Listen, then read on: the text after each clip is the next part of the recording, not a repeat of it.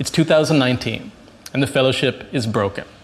Sauron is rising again, and his brother has a van. We trusted this guy with the Ring of Great Power, and look what it did to him. Luckily, we have two hobbits fighting for democracy, but unfortunately, they're also fighting each other. So what do we do? Let me give you a quick history. You can read more in the PSC report on the Easter attacks. Last October, the SLPP corrupted Gollum, which wasn't that hard. They just said he had nice hair and gave him a fish. In October, they staged a 52-day coup. Mahinda Rajapaksa illegally occupied the Prime Minister's office, tried to bribe MPs, and after they lost multiple confidence votes, he sent his goons in and they physically attacked Parliament. They lost in court, and like you or me, they should have gone to jail. Gollum should have been impeached, but Ranil was just happy to get his precious back. Then things got worse, much worse.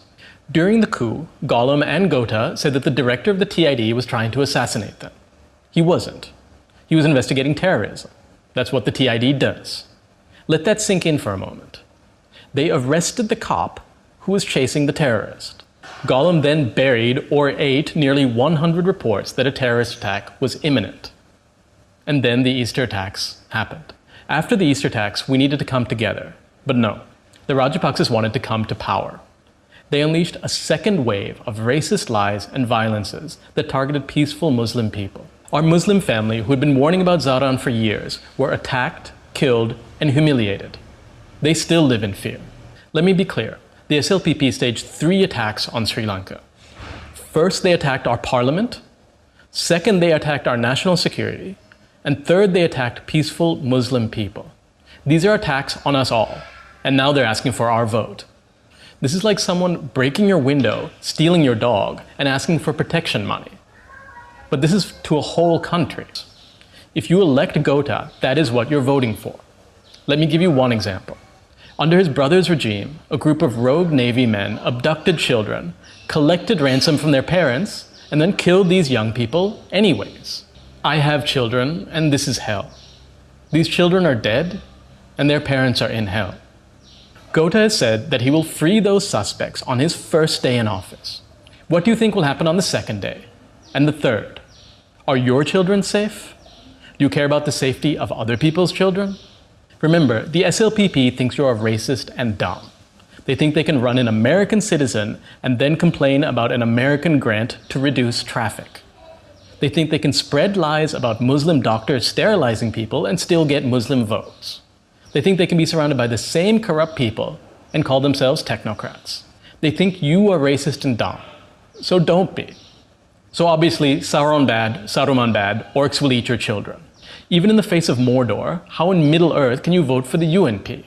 If we're being honest, their campaign slogan should be, the UNP sucks, vote UNP. Ranil sucks. He has improved our democracy, and he hasn't murdered people, but we deserve better. It would be deeply satisfying to piss off both Ranil and the Rajapaksas at the same time. And we can.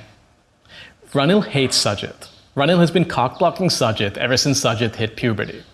Sajith actually had to start his campaign as a rebellion against Ranil, and he only got the official nomination at the very last minute.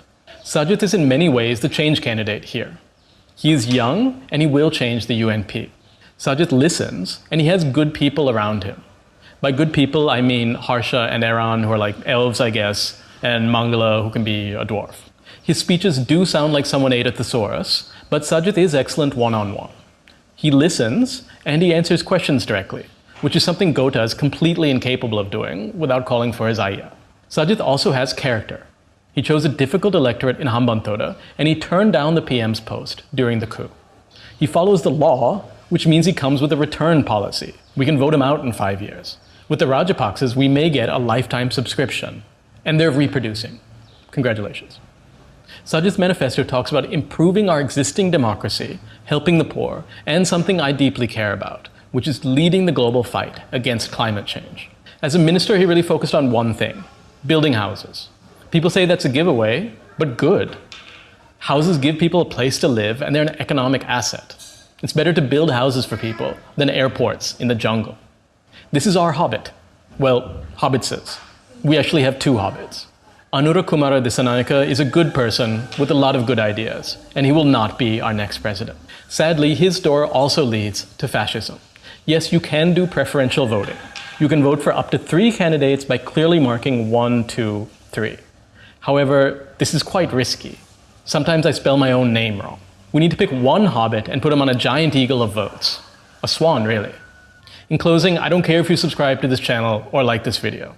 I just want to sit in my house, have a democracy outside, know that my neighbors aren't being killed or oppressed, that I can say what I want, and that corrupt people aren't lying up a storm and stealing up a tsunami.